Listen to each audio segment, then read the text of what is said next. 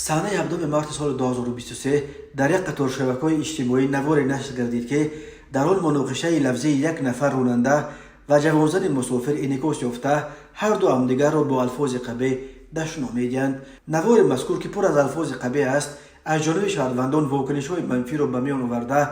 از مقامات ملی خواهش نمودند که نسبت هر دو برای دشنام‌های همدیگر چاراندیشی کرده شود. ریاست کارهای داخلی شهر دوشنبه علیه روز بعد 18 مارس سال 2023 خبر داد که ضمن سنجش از جانب کارمندان میلیسیا معاین کرده شد که راننده اتومبیل تمغه فولکسواگن رقم‌های قید دولتیش 0713 00 شهروند وهاب اهل‌دین سال تولدش 1990 استقامت کننده شهر دوشنبه دهه چوریکوران و مسافرزن شهروند ابراهیموف میجگانه سال تولدش 1994 استقامت کننده شهر دوشنبه کوچه اسپیچک می باشند. در نتیجه پرسش آشکار گردید که صحنه 7 مارس سال جاری تخمینا ساعت 13:20 ابراهیموف میجگانه از کوچه اسپیچک به اتومبیل نشسته به سمت محله مهکلانه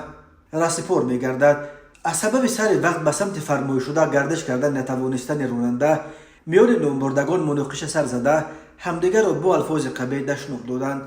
میلیسیای دوشنبه گفت هر دو هم راننده و مسافرزن خود را در ویران نمودن ترتیبات جمعیتی گناهکار می‌سازند. وابسته به حالت مذکور نسبت راننده وهاب اهل‌دین و مسافرزن ابراهیموف میجگانه طبق طلبات ماده 460 مای دوباشه کودکس حقوق ویرانکنی ماموری جمهوری تاجیکستان پروتکل ماموری ترتیب داده شده از جانب دادگاه نوعی سینا نسبت هر کدام جزا در نمود جریمه به اندازه 7 نشان دهنده برای حسابها برابر 478 سامانه تطبیق کرده شد.